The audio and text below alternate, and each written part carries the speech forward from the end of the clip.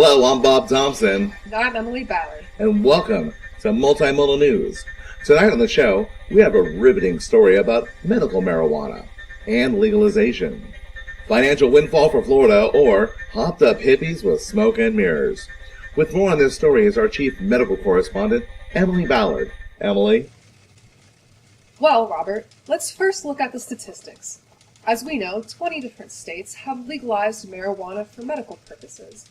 These states include Alaska, Arizona, Colorado, California, Connecticut, the District of Columbia, Delaware, Hawaii, Illinois, Maine, Massachusetts, Michigan, Montana, Nevada, New Hampshire, New Jersey, New Mexico, Oregon, Rhode Island, Vermont, and Washington State.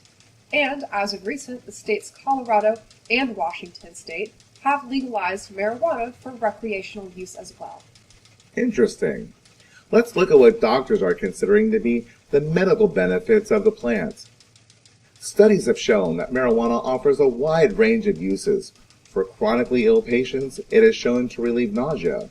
Symptoms in patients with cancer receiving radiation or chemotherapy. It can help patients with multiple sclerosis because marijuana actually contains a chemical compound that prevents inflammation in the spinal cord and in the brain.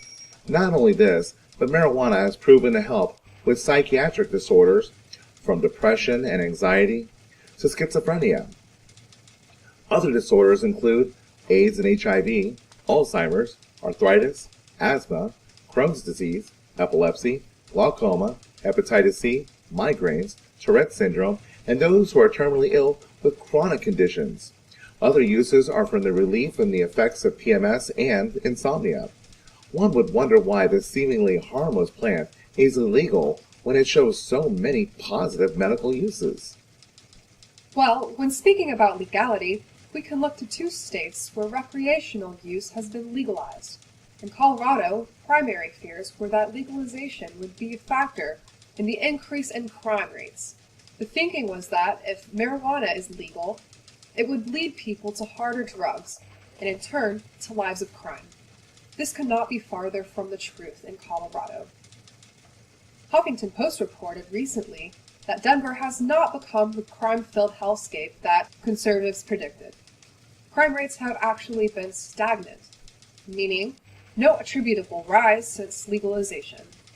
The only rise has been in the financial sector. Interesting. Financially, it has been no toke, to pardon the pun. In Colorado, in January of 2014, the state brought in $2 million in tax revenue on marijuana alone. In Washington state, the legislative budget analysts there expect the state to bring in a whopping $65 million in the first year. This is especially beneficial to states that have budget deficits, where states like Michigan and California have cities that are filing for bankruptcy. Additional tax revenue is urgently needed, and an even greater financial impact to Colorado and Washington state is the cost reduction in not prosecuting minor marijuana offenses. When it comes to policy, the political landscape has changed for medical marijuana. It shows how public support has increased over time.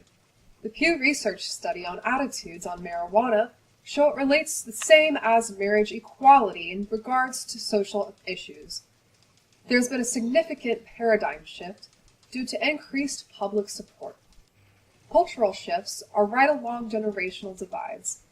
Those born after the baby boom have noticeably more support for medical marijuana, and even younger generations have considerable support for decriminalization. Surprisingly, this breaks political party lines. It is not a liberal versus conservative issue anymore. As we speak now, 13 states have ballot measures to legalize medical marijuana, including right here in good old Florida. From the eastern seaboard to the heartland of America, the ideas about medical marijuana are changing. Stay tuned to future episodes of Multimodal News for updates to this interesting story. For Multimodal News, I'm Robert Thompson. And I'm Emily Ballard.